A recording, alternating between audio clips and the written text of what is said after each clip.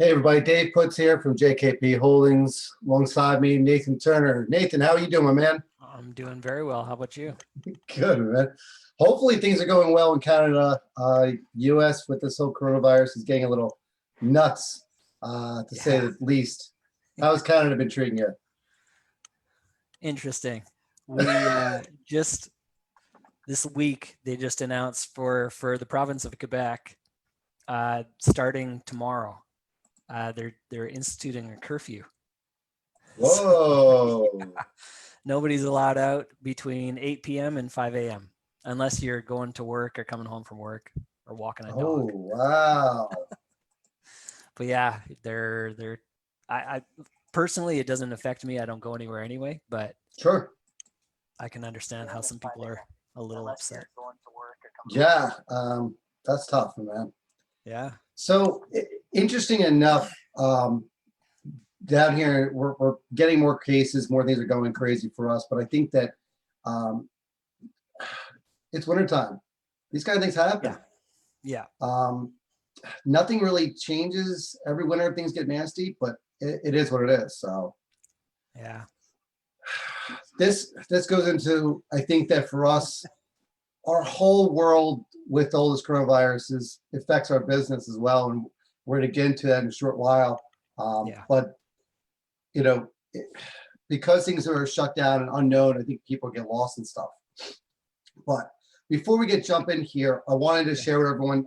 Talk to Nathan. What we're going to do is, anyone who gets active in the group, we want to bring on somebody that's newer or a little experienced, and to jump in with us on the side for part of our conversation at the end of the month, and join us and have a live conversation with us to discuss things. So, whoever is the most active in the group, we're going to invite on the show at the end of the month. With that said, what we're jumping into today is our best and worst case deals in 2020. No investors, sorry to say this, but even the best lose money. Some of the best make a killing. Some of the worst can make a killing. Sometimes it's out of our control. Nathan, what's your thoughts on that whole thought, that For whole? the first few years, I was real proud of myself because I hadn't lost any money. And then of course you do enough deals and it's just going to happen. I'll talk about one of the ones I did this past year that it was actually, it completed last year, but I was carrying it for like 3 years. So it was, a time bomb waiting to happen, but Yeah. So, in our experience, we've bought many, many loans, been involved in loans, shared experiences with each other on loans, and I've heard some horror stories. Thankfully, some of the worst case scenarios I never went through personally, which is great. yeah. Um, and I've had my worst notes in the past and my home runs. I'm going to say that neither one of those situations happened in 2020. Um, would you agree with your situation? Was your best and worst note not in 2020? Um, I think my best actually probably was in 2020. I know 2020 Whoa, actually was my best year overall, great. um, which is kind of interesting and worth studying out a little bit. And how does that happen? Yeah. But it was actually my best year ever. Okay. I think maybe the one I'm going to share, I'd have to look back, but if it's not my best, it's close to it. Cool. Uh, so for me, honestly, all things considered, it was pretty much a normal year for me. Not a whole lot changed. I had some delays, and I'm still experiencing some delays with some foreclosures and stuff with Yeah. moratoriums going on. But overall, it was a pretty good year. It wasn't too bad. Yeah. I think my best deal just happened to be a few years back where the seller just mispriced an asset. Um, Okay. yeah. End of the foreclosure period, thought the property worth like 50, it would end up being $180,000 Nice. value, and scored that one very nicely. Oddly enough, that was probably one of my past JV deals in my future life. And the first deal that that person did with me, and now a partner of ours. But yeah, that Yeah. was a nice situation where you bought it for 30 grand and sold it for $180. So, Part of the challenge with a deal like that is I've got one investor where she's just killing it, and it's just by luck. Like, just it happens to be the one she's involved in are just oh. killing it. And I'm like, okay, I just got to let you know it's not necessarily normal. You're above average. I just want you to know. And she's like, okay, well, Yeah. thanks for letting me know. Yeah, like I don't believe you, but sure. So let's start with the negatives, I guess, and rise up to the positives. Sure. What was your worst situation in 2020? What happened in 2020? What deal was the worst? Give us some numbers too, because everyone loves numbers. Sure, you bet. So I bought this one. Let's see. I originally bought it, I think it was 2017. I don't see the date here real quick, but anyhow. At the time, a house was worth about 45,000. We paid 18 for it. Unpaid balance was 41,000. So it was, had a little bit of equity, hardly any. It looked decent, 18,000 for a $45,000 property with a Yeah. 41,000 unpaid balance those are pretty good numbers. So Sure. we went with that, and for a while it was okay, and I was able to contact the borrower. She made some payments. She ended up actually getting help from her church, which Oh. paid up a bunch of arrears and got her caught up for a little while. Didn't And fix then the the church problem. paid, and yeah, the church paid, and then she never followed up with it. And Ugh. the church had every confidence she was going to, but she just never did. Ugh. So then after that, it was just delay after delay trying to get this foreclosure going. There was something she had disappeared, so we couldn't serve her, and there was some reason we couldn't do service by publication. So it was just months and months and months just trying to find her and get service done, just so we could complete the foreclosure. So we finally get that done, and by the time it all comes together, I get back the property, and it was just ripped apart. It was just a mess. Oh. And it was ugly enough. There's a bunch of city liens on it and everything else. What state was this? What state? This is in Michigan. This is Okay. a contract for deed in Michigan, which tells you a lot right there. I'll Yeah. tell you the city. It was in Pontiac, Michigan. Mm. So little, not totally unexpected in that regard. Yeah. Well, I got a really good agent in Michigan, and he's very creative in how we can get things done. And we did our best to get this sold. Finally had somebody that was willing to buy it. But at the end of the day, I had enough into it with expenses with the attorneys. And then we had done some repairs on it that just got ripped apart again. So by the time everything was all said and done, to sell it with the city liens and the realtor and the closing costs and everything else involved, I would have lost more money than I already had invested in it. I gotcha. So at the end of the day, I just said, you know what, we're just going to walk away from the deal. We're not going to sell it after all. And just today, I got the notice saying that the county is foreclosing for the taxes. Like, do what you got to do. Yeah, your situation, not mine. That's actually my worst deal ever. That one was just a killer. And what do you think you're going to lose on it at the end of the day? We'll lose something like 18 grand. Okay. So it's not fun. It's not happy, but what are you going to do? Losing money is the worst kind of loss. Luckily, we haven't faced that, but I think it's because of the fact that 2020, a lot of things got frozen. So we haven't got there yet. Yeah. I think once we get there, we may lose money on some of the deals, but luckily we've been okay. Yeah.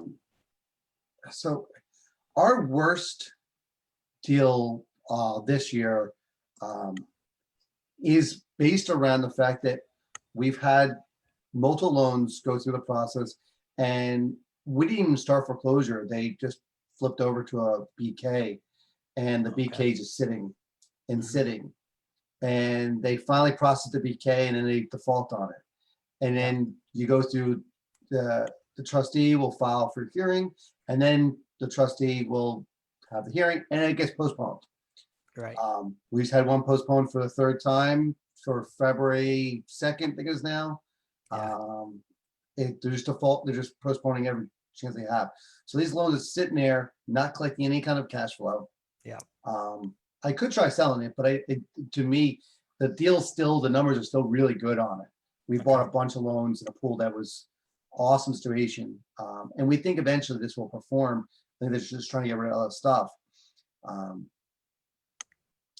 That's where we're stuck at. We didn't luckily have to do any kind of REOs this year. We Okay. didn't deal with that stuff. So I know in past years we had, Yeah. and we definitely had a bad 2019 with those.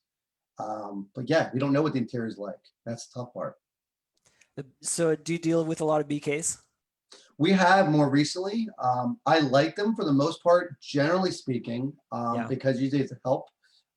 It usually gets dead off the books for the borrower and they continue paying us, which is great. Yeah. However, it doesn't translate a lot of times this year because of the fact that if you want to get out of it, it's hard to get out of them.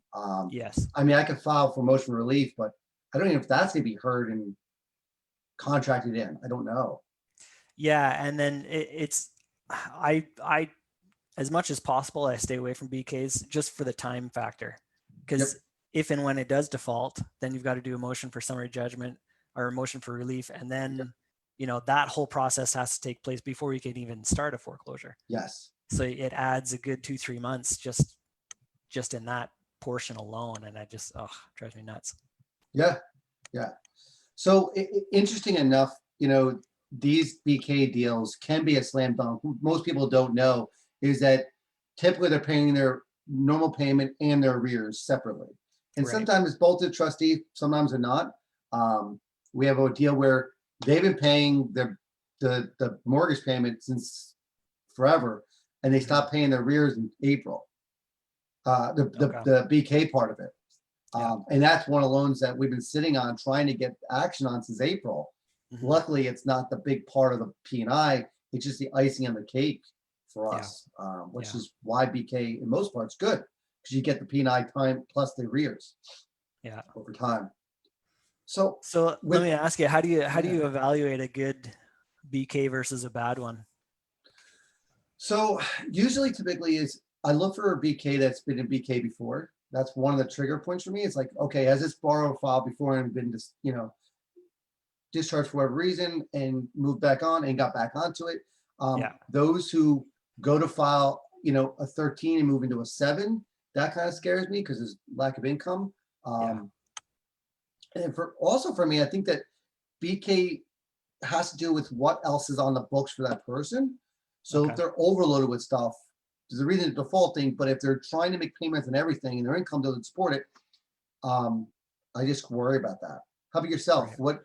You don't buy a lot of BKs because you just don't like them, but I don't, because I'll look at that and I'll say, well, if they've BK'd in the past, there's a higher likelihood they will in the future. So then I don't even look at it. Yeah. If I see any BK in the past, then I pass and I go on to something else.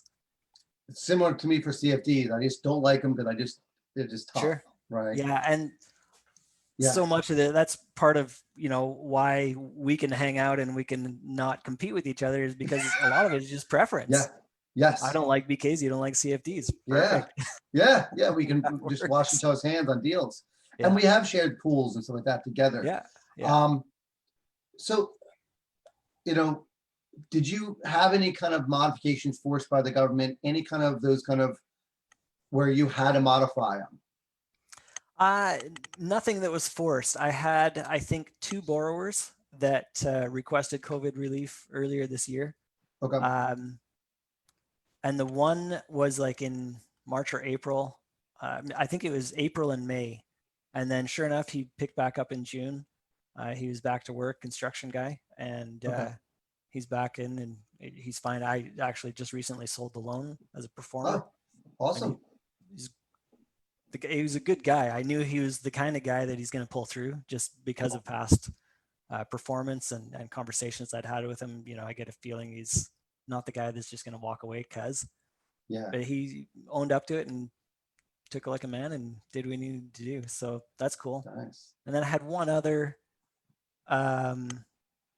they had COVID relief because both of the husband and wife had both been off of work for a little while because they were exposed to somebody who had COVID. And so they had to walk away from the job for, it was just a few weeks, but it was enough that they weren't going to be able to make that month's payment. So we delayed it for a month and no Gotcha. problem, took care of it.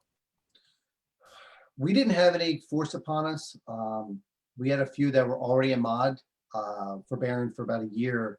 But, you know, we didn't have anything that came out to us that was a forced to be modification situation. Mhm. But the ones that were in mod actually ended up being a really good situation for us. So let's transition to that. What was your best deal 2020? What give us some numbers? So here's some numbers. So this one took just a little over a year, and in fact, it was scheduled to close months earlier. And the reason it didn't is because along with COVID and before COVID even started, we're at record low interest rates. So payoffs has been a new side of the business that was like once in a blue moon before, and now it's Yeah. becoming much more common, which for Yeah. me is great. I love getting paid off. And so for those who are not sure what he's talking about, refinancing is such an option right now that people are refining to get a lower interest rate Yeah. and getting paid off. Yeah. Interest rate with me was 7.5%. Whew. And then they refied at, I think it was like 3% or something like that. So they saved themselves a ton of money that paid me off, which makes me happy as a clam. And, you know, everybody's happy. So Wow. that's fantastic. This was actually another one where the seller had actually undervalued it a little bit. So that was a bit luck in there as well. So what state was it in? Was it CFD? This was a CFD in Illinois, in fact. Okay. Which is not something I normally look at, but it looked good. So, and Yeah. I knew this was going to be a good one. So the seller had it valued at only 50,000, but the unpaid balance was 75. Wow. So I'm like, okay. And then in my own research, I figured closer to that 75, even up to 100 if it's in good condition. It seemed like a better value on it. So I thought I could take a chance, and sure enough, I was right. So that's great. Wow. But yeah, they actually, at my suggestion, started looking for financing. I said, like, listen, here's the situation. You're paying 7.5% with me. I can't change that, but if you're able to qualify, they had good credit. I said, if you're able to qualify, you can get a really good deal right now and Wow. and save a whole bunch of money. And so they did. They went out looking, found a local bank, and it was delayed because so many applications are going through at this time. So it got delayed a couple of months, and finally paid off. We got paid out 69,000. We had hardly any expenses in it because they were making payments the whole time. So that we had, you know, our due diligence expenses, $400. That's it. Wow. So the profit on that was about $40,000. So that's yeah, 112% return. It was ridiculous. Yeah. When did you buy it, sell it? What time frame? We bought, let's see here. We bought in June of 2019 and sold. It went through finally the refi on September 2nd. Wow. So just over a year, a little over a year. Yeah, just over a year. And without the delays, it would have been a year or even a little bit less, but that's awesome. I'll deal with it. 112% ROI. That works. Put that in the calculator. I like that. Yeah. I'm sure the seller is happy about that. That's similar to what Liz did a couple of years ago with the one we had situation. But our situation was a little different. We had a deal that the borrower owed. I'm looking at my numbers here. We were in a position where it was a second lien. And we bought the loan for just over 12.5. Okay. And the UPB was 45,000. Oh, that's good. Yeah. It was performing at the time. What was the property value on that? It was the second position. It was 225. Yeah. Okay. Yeah. So it was a great situation. It was a package deal we had to buy with a bunch of people. Mhm. Uh, but weirdly enough, they had fallen behind and reached out for forbearance agreement almost immediately. Okay. Um, and on the purchase amount, they started paying us, I think it was close to little over $700 a month. Wow. So yeah, we were making ridiculous returns on the payment amount coming into it. And I Yeah. think what happened was that they had settled with that because they had no choice, of course, what restoration, and we were trying to get them caught up. So I'm actually bringing up the payment history on it here. Um, what we found was that the husband had lost a job for a period of time, got a new job, and was ready to make payments, so he made a deal with them. Okay. Yeah, they're paying 600 a month here for a while. So yeah, sorry, $600 a month with payment. So That's really then good. we got in a situation where so we bought again for 12.5. We're Yeah. making, yeah, 7,200 hours the first year, killer returns. And after a year, they we asked for a new mod. We put the mod in place. They put a ton of money down, and I think our base is we're positive. Sorry, $115 basis right now. Okay. And we bought this loan. Um, it was tail end of 2019, I believe it was as well. So it's been an awesome situation. Yeah. 2018, I'm sorry, tail end. They did a whole year forbearance agreement at $600 a month. So we're basically going positive. We're infinity return within a period of time. Oh, fantastic. And now we're back in a situation where they're gonna make 575 payments a month for the Okay. next 15 years. Oh, smokes. Yeah, 536 a month payment for the next 15 years at a 9.9. Okay. We're hoping to refi it out. Yeah. What's the That's payoff fine. at? Well, we were nice to them. Yeah. This alone, the UPB was like 50 or so when we went into it Yeah. because of back fee and stuff like that. The legal balance was 76,000. Oh, So what we did is we cut off the legal balance. We took out 20 grand. We told them we'll match their down deposit. So they put down 6,000 or so, no, 3,000, sorry. We matched with another six.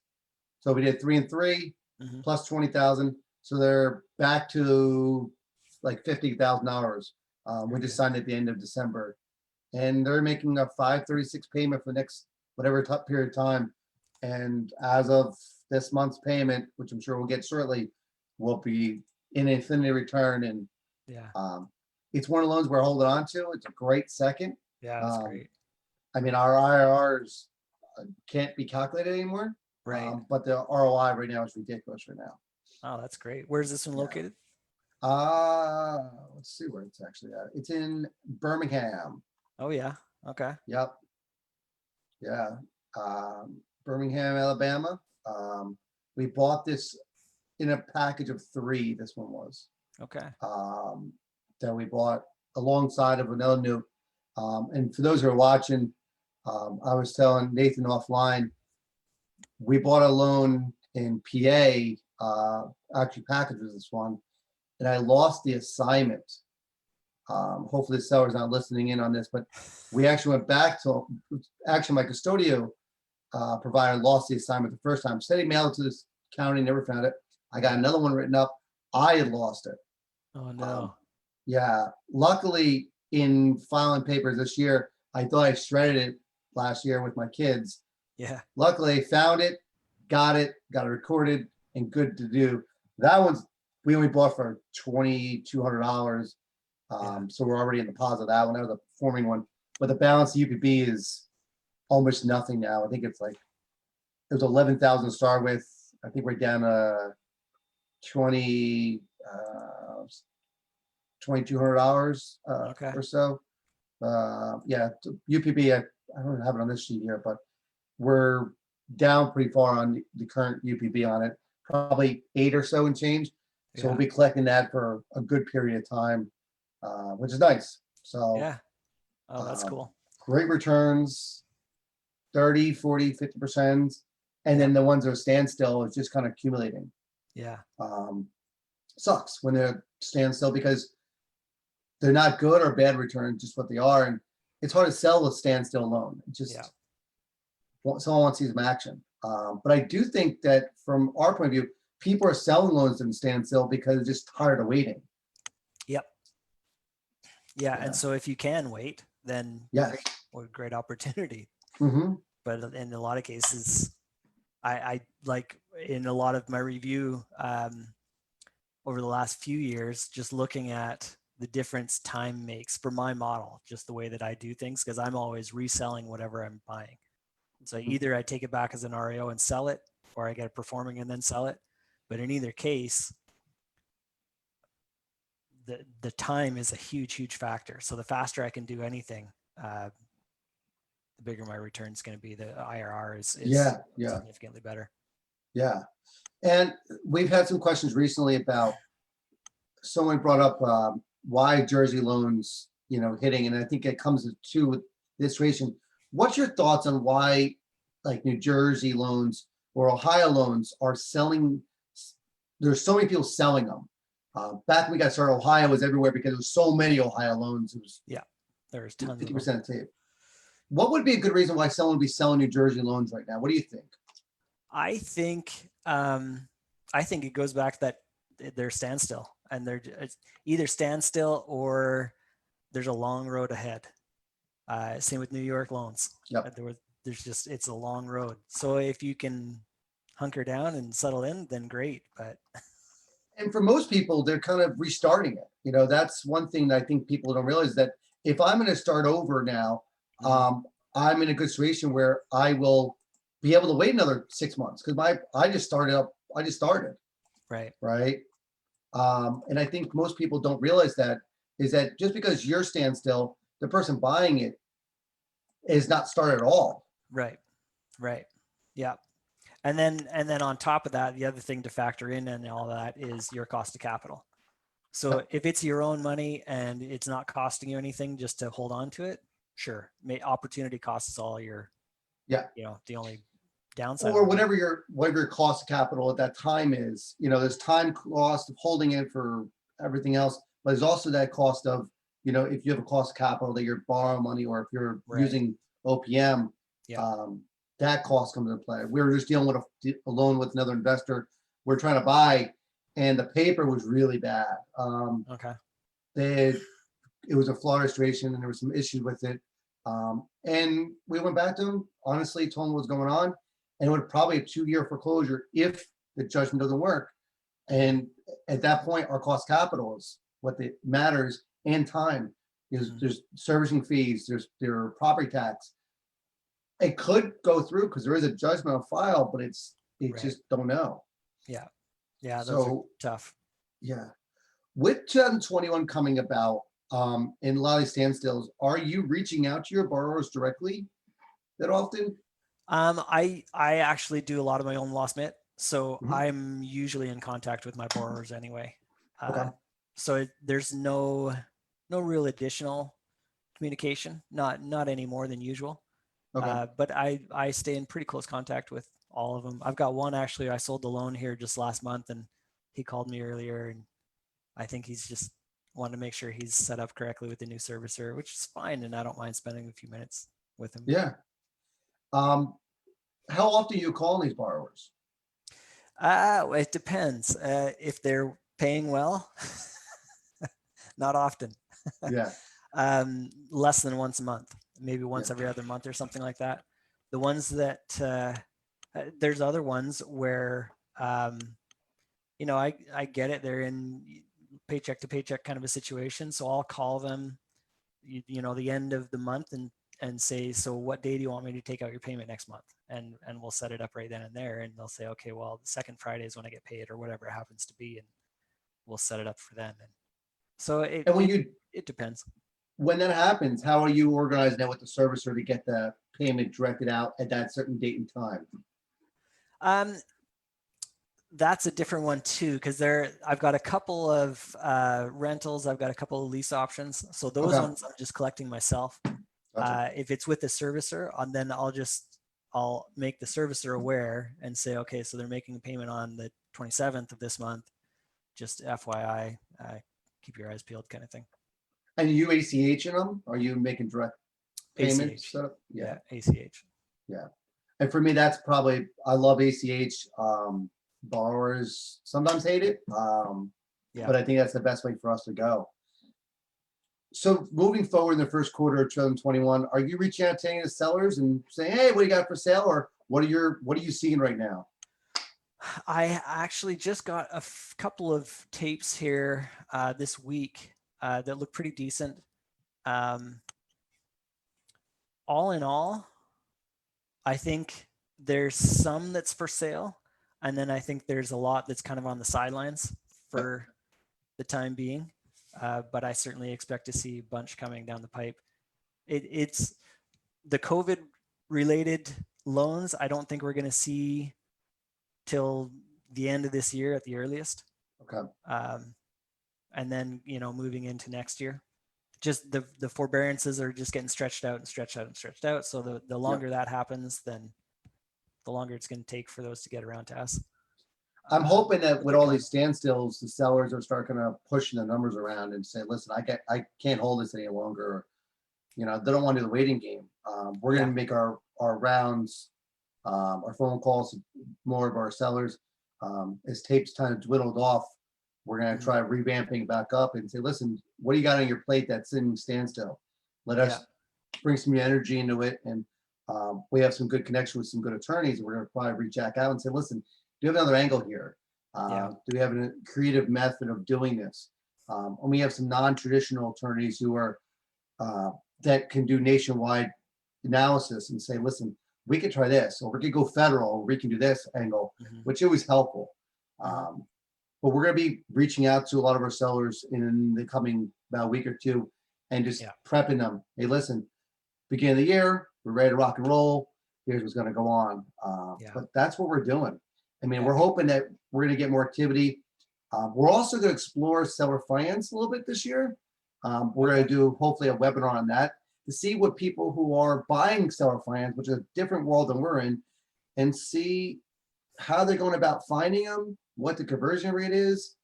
Are they buying from lists or not? We're probably do a webinar eventually, because that's another angle to play right now, that these people who are not traditional investors, who are in a seller finance, who are standstill, could be an opportunity for us. So. Yeah, for sure. And then actually later this month, there's a IMN conference for non-QM loans, which I actually attended. What is non-QM for those who don't know? So non-qualified mortgages. So these are the new and updated version of the bad loans that were being created back in 2008 and 9, or even previous to that. And they swear up and down that they're not the same thing. And in large part, I think that's true. However, they're non-qualified, meaning that borrower was not able to get traditional financing through a regular bank. So these are kind of private lenders that offer mortgage financing. So that I actually attended their inaugural conference with IMN in November of 2019, before everything started going nuts. And it was interesting. There was me and Mike Solis. We were the only two non-performing loan people there. And everyone was saying how this is so different and everything is going to be great. And sure enough, the non-QM is some of the things we're seeing coming available right now. So we see a lot of those that are maybe insurance couldn't cover or qualify them their payment. And from our experience, we haven't dove into it yet as much as we want to, because it's a new brand, it's a new kind of field. And what happened if they can't prove income? In our world, we don't care. Like, if they can make the payment, who cares? Exactly. And it's that they can't qualify for whatever program they're in, so they have to sell it, or they didn't tell the truth on a loan application. What's your knowledge about that? What's your experience on these non-QMs? Danger is not as dangerous for us as it is for someone who may be a non-QM originator. Yeah, I think even the non-QM originators, they're still, for the most part, they're still large enough organizations that everything has to fit in a box. And for us, we can be extremely flexible, and our box is just, if nothing else, our box is a lot bigger, and we can finagle and massage and make it work. Yeah, and that's huge because we can do what we want to do. And if they're, if they don't make a payment, we're still foreclosing on them, right? We're Right. still, Yeah. it- Yeah. At it's the just end of that the we're not the day, big bank. right. At the end of the day, that's kind of the backup plan, which we hope we don't have to get to, but it's there if we need it. But a And lot that of makes, these non-QM loans are like self-employed people. So, I mean, I can certainly appreciate that and identify with that. They're yeah, not bad people. They're not, it's not like they don't have income. They don't have the traditional kind of income that a bank wants to see. So, yeah. And that goes back to the whole no docs loans that we're doing back 2005, 2006. mhm, That same idea is there, but there is documents. right. It's just not the typical document. So maybe we'll set up a time to bring those kind of people on and just have some question and answer of what are the fears on it, what are not fears on them. Yeah. For them, they think these loans with problems are crap. Right. And we could buy them. Yeah, And the absolutely. paper's identical. Yeah. It's just written up and the terms weren't matched, Right. and whatnot. So sounds good. Well, Nathan, I appreciate, man. We're gonna set up another time. We'll see what's going on next week, whatever, and we'll connect again. Hopefully, we'll bring on some new people in the month. And Yeah. if you guys have any questions or concerns or some topics you want us to talk about, feel free to jump in and let us know. Yeah. And if you're brand new and you're intimidated by getting on the line with us, oh my goodness, don't worry about it. We're Everyone's not got something that. to contribute. We're happy to Yeah. take you where You you're wouldn't at. believe what when new people get on and some of the stuff they ask or they have experience in, Mhm. help us. I mean, there's sometimes where Cody's a great example. He thumbed up before. He has a great experience on because he works in Oregon in some of the notes that going on with the whole what happened to Nate. He was involved in a lot of Oregon property, and Yeah. his knowledge of that was such an uplifting factor that he can contribute a lot of his day job features in our space. So Yeah. Yeah. cool. Well, Nathan, again, I appreciate, man. Keep warm, keep safe. Yeah. Don't get Absolutely. locked down for too long, and Yeah. enjoy. We're not getting snow yet, so we're okay so far, but we're expecting it soon. We've got snow. We had one kind of pretty good dump and then nothing since. It's actually been sunny and not too cold. It's just a little below freezing, which is nice. So it's Yeah, nice to that's go where for we're walks at. and things and sunny and beautiful. Cool. And the kids are locked. Are kids still home or? Kids start back in school, elementary school next week, high school the week after that. Okay. Yeah. Mine are in school right now, so I've made peace and quiet right now. So Yeah. lock down everything up and go. So Yeah. cool. They're in school right now. They're just in their bedrooms on the Virtual. computer. That My works kids too. are back and forth. They're every other day in school. So Okay. they're in school today, and the other class is watching. Yeah. Other part of class watching it. So Yeah. cool. Well, Nathan, I appreciate it, man. We'll reconnect and we'll hit up next week. We'll talk soon. Sounds good. Good talking All to right, you. take care, everyone. You bet. Bye bye.